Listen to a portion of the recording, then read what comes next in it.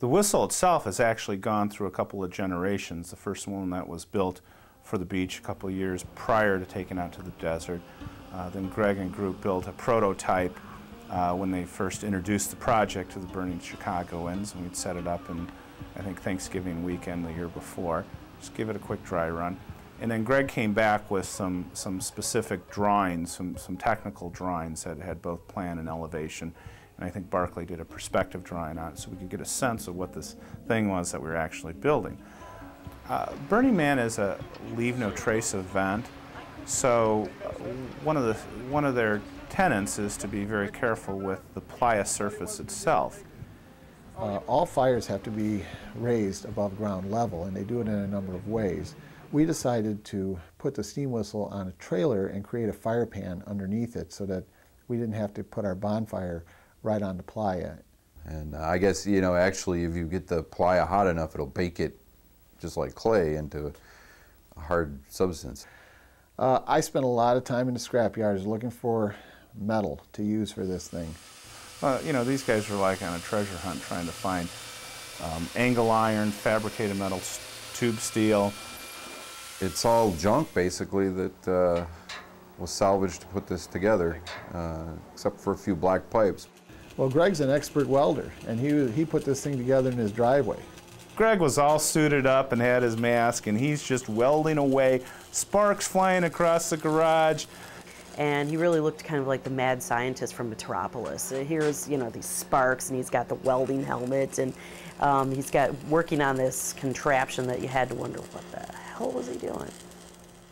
You know, people will first comment, you know, is this thing dangerous? And sure, it is.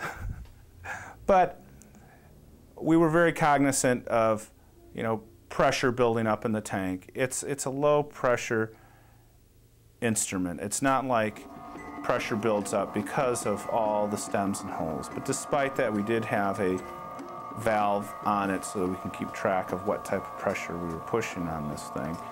It's like a giant teapot, basically. It doesn't really build up much pressure because there's so many open gaps on it. You know, we'd start blowing off whistles before we would blow up the actual tank. Well, you know, this is the first time that Burning Chicagoans had built an installation or done any type of art with fire, so Greg and Groot were thrilled about this. Well, Greg and I are huge pyros, so it wasn't enough just to have a flaming steam whistle out in the desert. No, we had to have a big old propane torch attached to it. This was kind of handy because, you know, as we were blasting this thing, it kind of increased our flame profile on the desert, and it would attract a lot more people to the performance.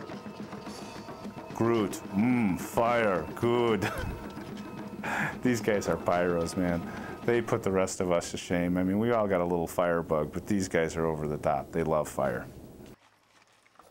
Burning Man is an event where you absolutely have to pack everything in, and more importantly, you have to pack everything out. It's a leave no trace event. In addition to Greg and Miguel hauling the whistle out there, in order to do the performance alone, we had to get wood and water and propane. That's not to even mention everything we needed for our own survival out there in the desert, which was all of our food, all of our water, all of our everything. There's nothing there, and there's nothing there when you leave.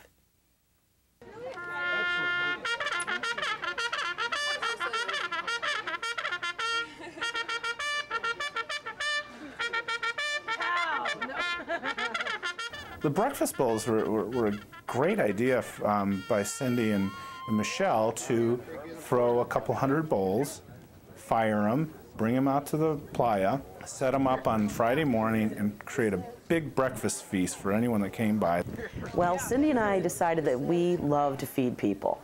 And so for these bowls, we filled them with grits, we filled them with oatmeal, we filled them with biscuits and gravy, you name it. It was so incredibly well received. People from all over, not just our neighbors, but kind of the word spread.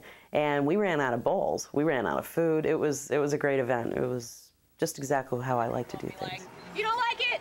Step it up, Pippi! That's pretty cool. One of my best memories was when I woke up Wednesday morning and saw my friend Greg's picture on the cover of the Black Rock Gazette.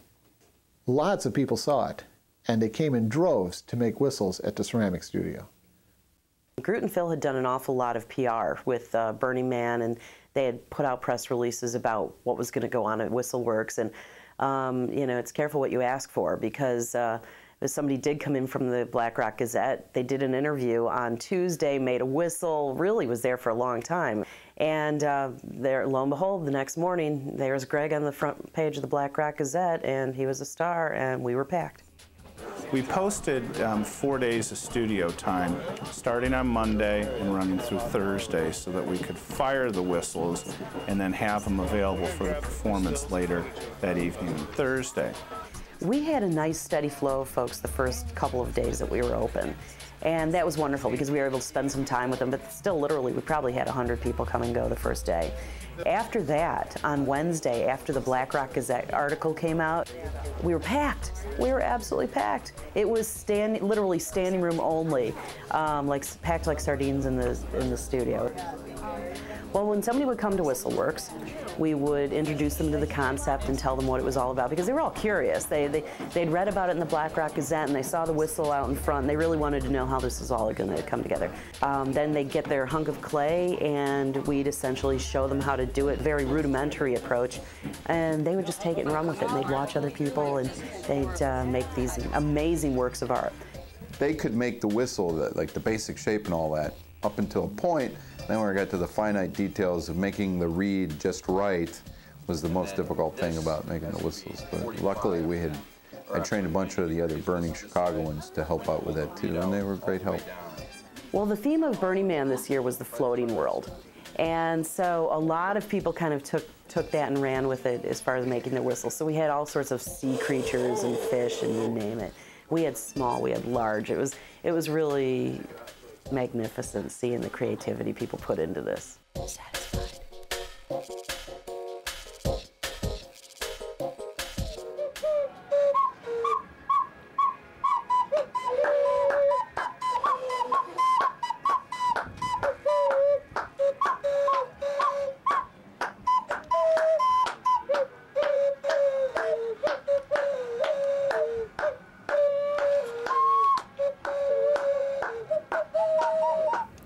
Once the whistles were made, we staged them so that they could dry out, and then we would fire them in the kiln that Greg had built.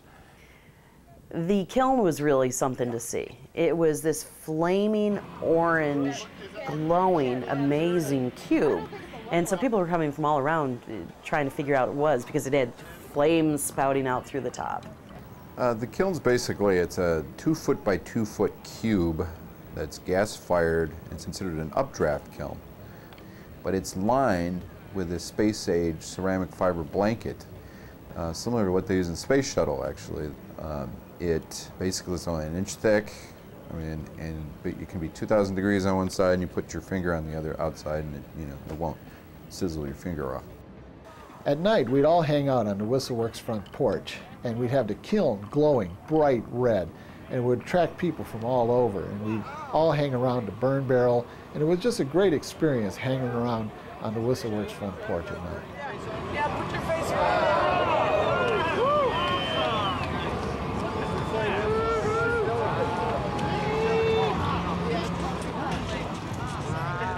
We actually performed the whistle twice. The first was right near our camp at the 90-degree Plaza on Wednesday evening. Then the second performance followed up on Thursday evening, where we hauled out the whistle and all our materials, wood and so forth, into the playa, which was almost halfway between the man directly underneath the laser and the 90-degree Plaza where our camp was located.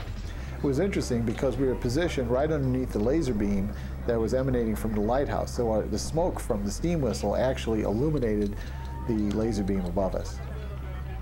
As everyone else was running around getting water and propane and wood and everything like mad scientists, I was helping Greg put on all the whistles, and it was a lot of fun because, you'd want the people that you really worked closely with to have their whistle have nice high prominence, and also there was this whole thing about pitch and where you wanted them and dimension and balance.